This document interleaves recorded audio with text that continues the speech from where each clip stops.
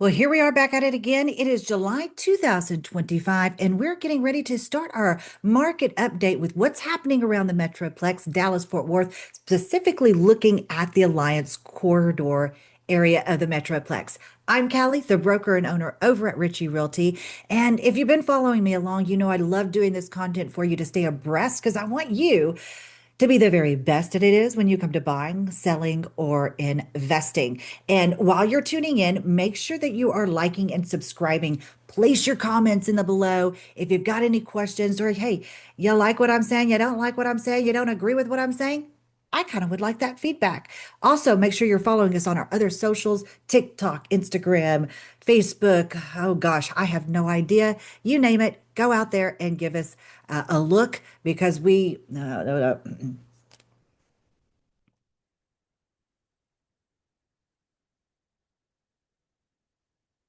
well, here we are back at it again. It is July 2025 here in our monthly market update for the Dallas Fort Worth Metroplex area, specifically looking at the Alliance area of the Metroplex. I'm Kallie, the broker and owner over at Ritchey Realty, and I just want to give you a warm welcome for our repeat offenders. And if you're new here, make sure you're liking and subscribing. Leave us your comments, your feedback, whether it's good or you don't agree with what I have to say. I just kind of want to know what your opinion is. Now, I will say that this market, we're like halfway through 2025. And for those of you that are on the selling side of the fence, you're feeling a lot of pressure. You're saying, "Oh my gosh, I listed at this price. Now I'm having to do price drop. And wow, how many more days do I have to wait to get this house under contract?" Yeah, you're feeling that pressure. And the buyers over on the other side of the fence going, "Whoo-hoo, let's hold out and wait for the next price drop. I don't want to make a move right this second." I mean, we're used to the interest rates. That's not necessarily a big problem anymore. We just want to sit around and wait for the next price drop.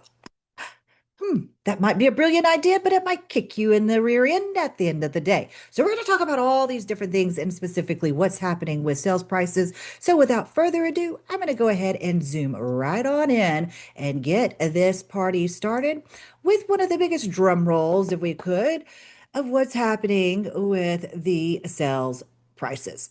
So, here we go. From January to where we are at the close of business in June 2025, we started with a whopping median sales price of $377,000. And as you can see, we have steadily inclined all the way up to the whopping $424,000. Guys, that is almost just shy of about a $50,000. Is that correct? Increase in sales price, maybe like a $47,000 price. So it's a pretty great significant increase from where we were in January. Now, I have to say this is kind of common. This is a very standard trend bell curve that we see where prices typically see their peak in June or in July. Well, this is the close of June, so stay tuned for July to see which one of these months will we see that peak in. Last year was an abnormality. Last year we saw that peak right here in about April. So, and then we saw prices come down. It was like, what is happening in this market? This is a much more normal cycle of a market through the calendar year. Now let's take a look at exactly how does that stack up with last year where the prices were? And I can say this is why I said we're kind of in kind of a normal, stable, well, I say a normal market because we're seeing a normal bell curve, but also in a more stable market year over year than what we have been seeing trending over the past 5 years since COVID. So if you can see here, now January was a little abnormal. The dark blue is 2024 and the light blue 2025. We had about a $13,000 difference year over year. But as you can see, the month of February, we're more stable. The month of March, we're ahead. The month of April, more stable year over year. The month of May, a little bit more ahead. And then look at how we closed out June. Actually, $1,000 less than where we were last year. Now, I know some people may be like, please do not let that concern you. That is not a statistical difference. And if we look at the whole comparison year over year, we're, as you can see, a much more stable environment.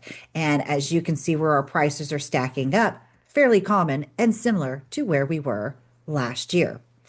So, I want to talk a little bit, and I want to spend a little bit of time on this topic, and that's the sales price to list price ratio. What people are listing their home at versus what are homes actually selling for. And this is where our sellers need to tune in, because if you want to play it smart in this selling game, in this season and in this market, you're going to want to tune in. For our buyers, I'm going to also have some great, as you can see, there's great opportunities, but I'm also going to have some great advice for you too as we get to going. So let's go back to our shared screen here so we can get to where we were at. And let's see. Oh, I have to click my buttons again. All right, sales price to list price ratio. Now, I also want to give this caveat as well. As I'm pulling this data, this is built on a list price before it went into contract. Okay. This does not include the original list price where prices might have continued to drop and drop and drop before they got to a list price for what it actually sold for. As a matter of fact, if we were to research the Tarrant County, we're seeing more price drops than historically we've ever seen. We're seeing, 10% price drops, 20% price drops, and on upward before we even get to a list price of what we're selling for. So take that into consideration. All right. Now, the dark blue is what we're listing for. The light blue is what we're selling for. And you can see a significant difference. I mean, we're at, golly, geez, what is that? A $43,000 difference here. Here we're seeing another, what is that? $39,000 difference here. And we're seeing again another significant difference here, significant difference here. The only time we haven't seen a significant difference was the month of June. And remember, if I was to go back, that June is like our peak time, right? Where we're a little bit more equaled out to what we're listing for. That's why we're seeing that. That's my guess, at least. I'm no expert. But here's what is the important news for you. If we were to look at the percentage wise, aside from this month when we were actually ahead of what we're listing for, that's great news, right? Don't expect that to happen for every month this year. Maybe we'll see a little bit of that in July. I don't know, but I don't expect that to happen throughout the rest of the year. Hear me say that. What we're seeing here is 10, 9, 6, 7, 8% less than what the list price was from the time they sell. Okay. We typically hear the standard of what we see in a historically in all the markets, right? On average, about 3% list price to what it sells for 3%. Here we're double, triple, four times the amount in some cases of what we're actually selling for what their last list price was. Again, that doesn't take in to consideration all the other price drops that occurred just to get to this point. So there's going to be some strategies in here that we're going to talk about. But before we do, I want to talk, what is this doing? How much inventory are we having out there with the number of sales? Because not only are we seeing the sales prices have a spread from what they're listing for, we're also seeing a larger spread in the newer listings versus how many homes are actually selling. More competition out there. Again, dark blue is the new listings, light blue, number of sales. And look at this. It almost, like if you're visually looking at some of these, it looks like half the sales for every new listing that hits the market every month. For example, look at this one right here in May. We saw about 300, let's say 335 listings, new listings that hit the market just in those three zip codes versus about 100, let's say 175 that might have actually sold. We're seeing about 35 to 45% less sales every month to month to month than what inventory, new inventory is hitting the market. So guess what that's happened? It's driven up our days. It's continued to keep our month supply of inventory high, and it's driven up our days on market. So if we look at from January to June, we've kind of been stable around that 4 month supply of inventory. Just to again put it into perspective, during COVID, we might have had a couple of days of inventory. Now we're at 4 months. If you've been following me along, you know that we're typically, this to me is indicating more of us going into a balanced and neutral market. As you can see, those prices kind of flatlining, becoming, adjusting to where they needed to be. And then also our inventory picked up, increasing these days on market. So if you were a seller and thought that I'm going to put my house on the market and have it sold in the first week, I'm going to tell you to rethink that, unless you're pricing it the way you need to and it's being marketed the way that it needs to be marketed. But even then, get ready for some higher days on market. Okay. We're looking at least 2 months, 3 months, maybe even up to 4 months of selling a home. Hint, hint, 4 months supply of inventory, 3 to 4 months. There you go, ladies and gentlemen. It's time to get ahead of the ball in your pricing or in your expectations if you are a seller. Now, our buyers know this, right? So what are they doing? They're sitting there waiting for that next price drop. Here's for our sellers. Pricing your home right is critical in today's market. Let me say that one more time.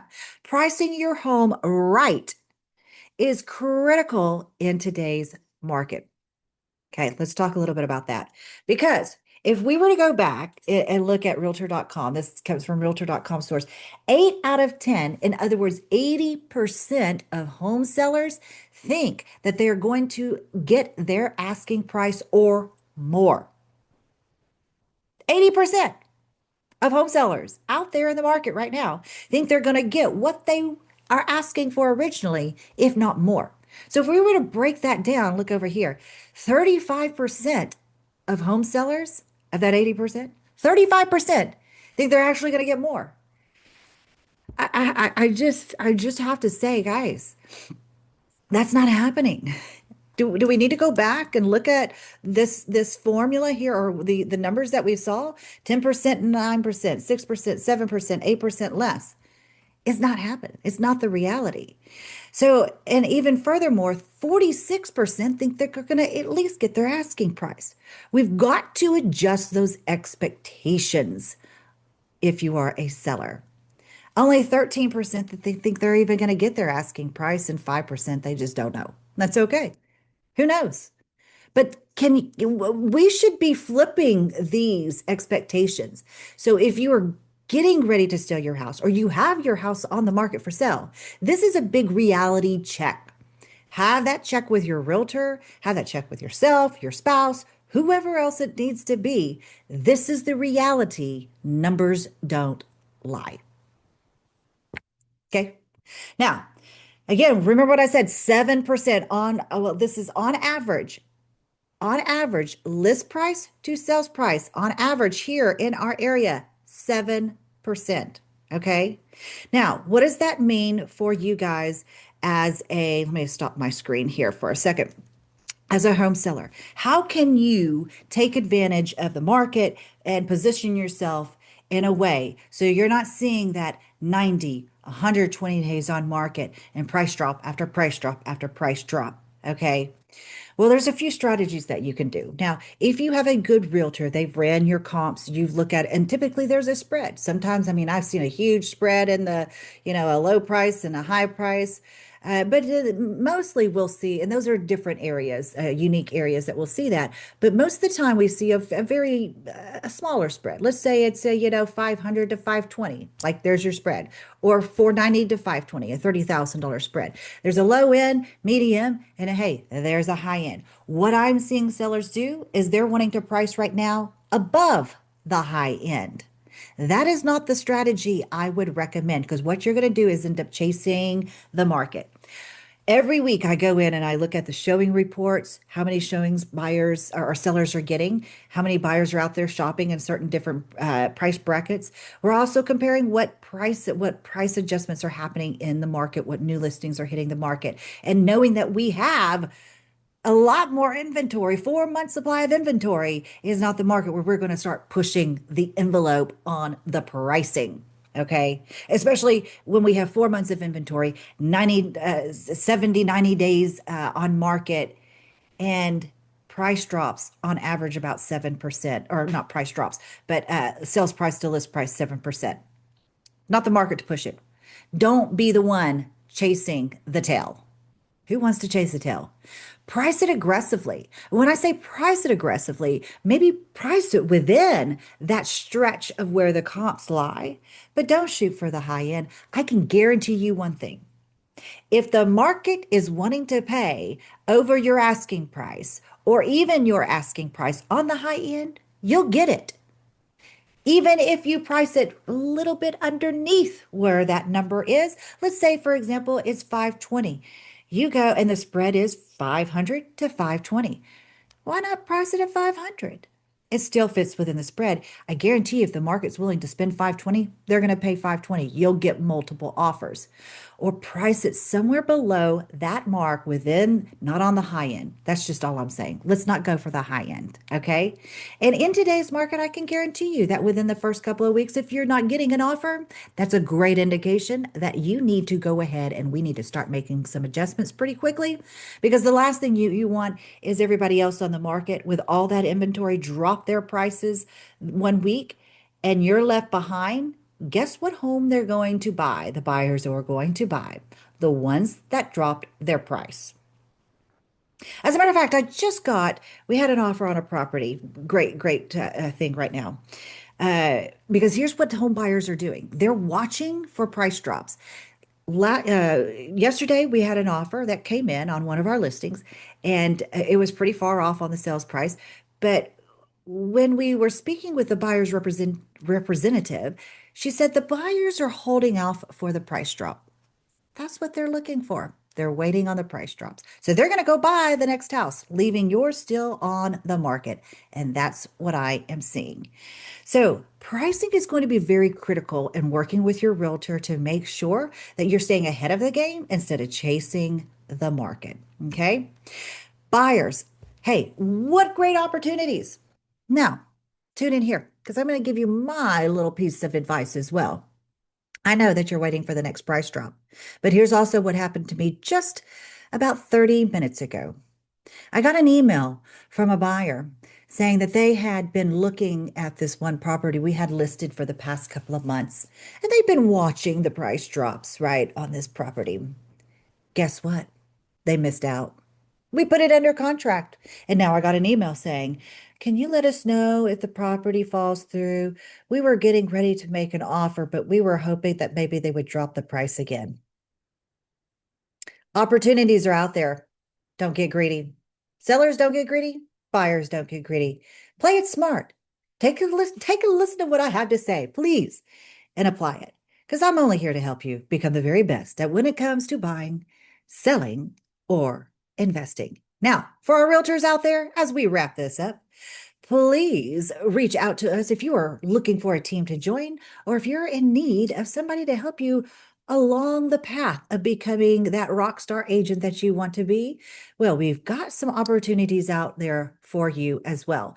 Everyone, make sure that you see all the resources and videos and the content that we have on this YouTube channel, in addition to all of our other platforms, TikTok, Facebook, Instagram, and good golly, I have no idea what other platforms there are, but we're on them. So until next time, it is July 15th today. So till next time, stay dry. And if you live in Texas, you know what I'm talking about.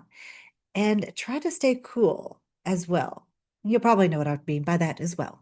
Sayonara, sayonara, Sarah Lee. This is Kallie from Ritchey Realty.